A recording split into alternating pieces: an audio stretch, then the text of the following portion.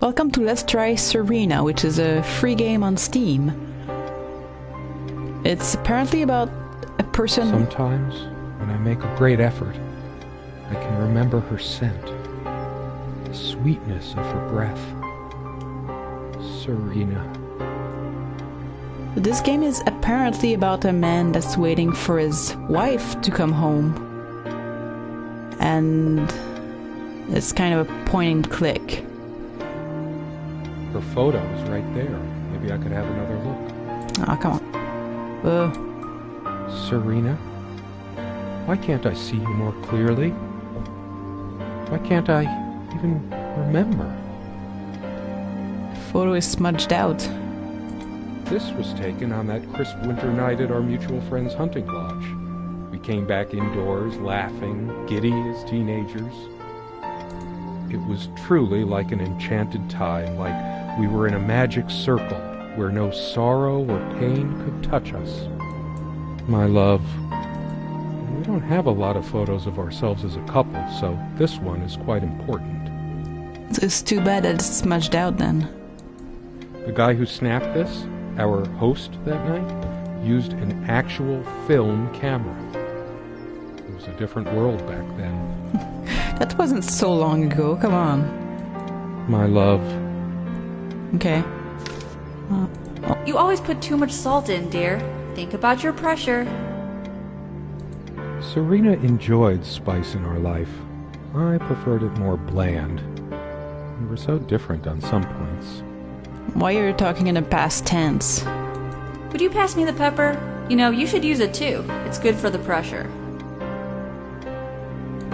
I can't help these random associations. It's always been that way. I look at a pepper shaker and think of a Beatles song. It's just a pepper shaker, really. Okay.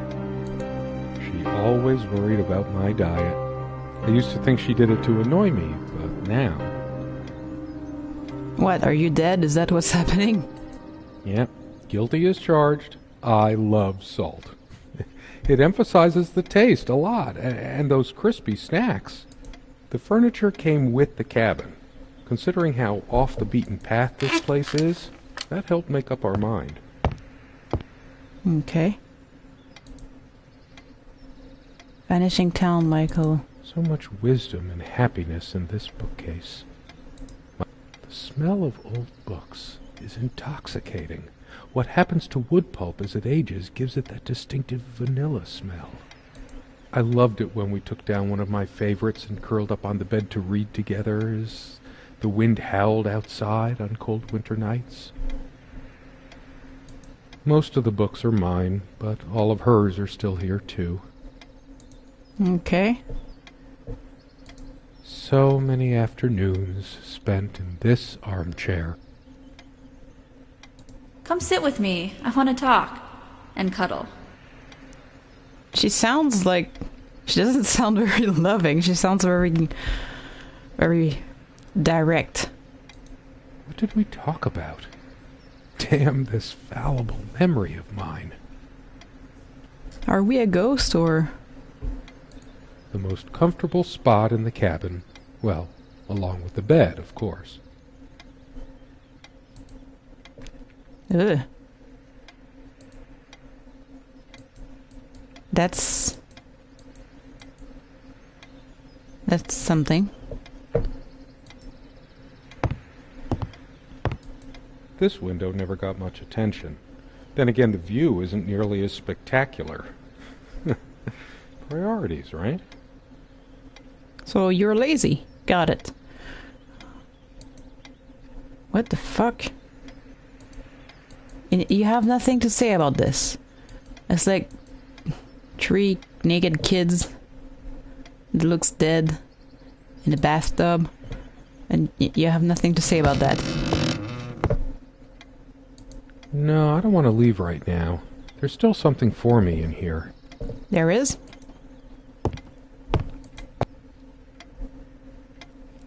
Come, love, with peace in your heart, said Niam of the ice blue eyes. Ride with me, shed your mortal guise. Here is your mount, a snow-white mare. come oisen to my gardens fair. In the land of the youth ply your heart. Ours shall be the cycles of days, our sun and sky and rainbow ways. Sounds kind of like a poem about dying. I still can't understand. Even the features of her face feel hazy and distant, like remnants of a broken dream. Maybe she's been gone for a long, long time. Something draws me to this trunk. Is it the memories locked within? Or something else? We use this trunk to store trinkets and papers, but I can't help thinking there's something of importance inside. Her body! So, do I need to find the key, maybe? Our refuge from the world. A place of warmth and passion. Sometimes we joked we needed to be so far out in the woods because that's how our sex life was. Far out. Ha ha ha. The furniture came with the cabin, but the bedclothes we brought with us.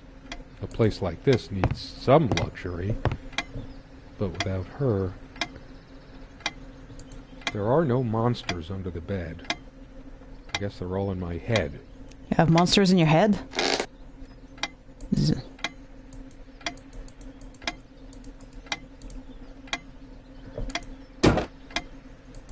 The clock is a trophy from our flea market adventures. Chalk this particular purchase up to every cabin needs one. Does it really? The ticking begins to feel homey after a while. The first night was a nightmare, though. Time never mattered much to us while we were hiding from the rest of the world here, as long as we were together and happy. The clock has always been rather autonomous.